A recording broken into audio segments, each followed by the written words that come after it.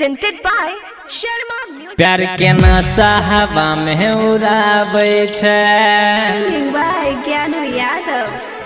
सब छौड़ा के रोग लगाबै छै। Mixed by DJ Ajit प्यार Sarma. के नशा हवा में फैलाबै छै, छौड़ा के रोग लगाबै छै। छुआ में हाड नहीं कनको नरम छतुगे, कोरोना से नहीं कम छतुगे, कोरोना से नहीं कम छतुगे। हाँ छुआ में हाड नहीं कनको नरम छतुगे, कोरोना से नहीं कम छतुगे, कोरोना से नहीं कम छतुगे। Mixed by DJ Ajit Sarma.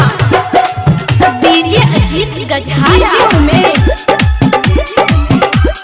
Sukhipur बाजार। लब के दुलाली लगाबै छै, सब छोरा के हो सुराबै छै।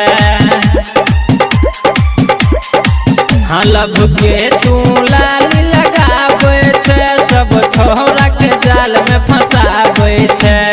लगबै छै छोट कपड़ा बेशरम छतुगे, कोरोना से नहीं कम छतुगे, कोरोना से नहीं कम छतुगे। Mixed by DJ Ajit Sarma.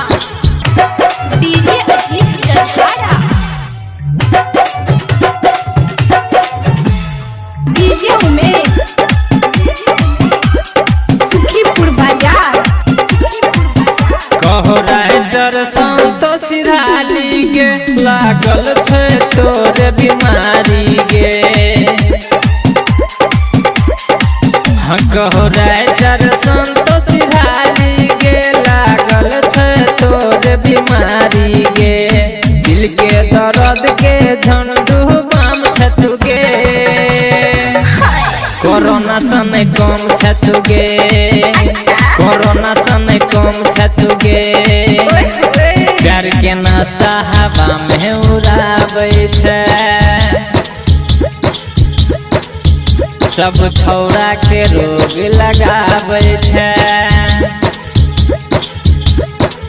प्यार के नशा हवा में फैलाबै छै, छौड़ा के रोग लगाबै छै। छुआ में हाड नहीं कनको नरम छतुगे, कोरोना से नहीं कम छतुगे, कोरोना से नहीं कम छतुगे। हाँ छुआ में हाड नहीं कनको नरम छतुगे, कोरोना से नहीं कम छतुगे, कोरोना से नहीं कम छतुगे। Mixed by DJ Ajit Sarma. DJ Ajit Gajhara.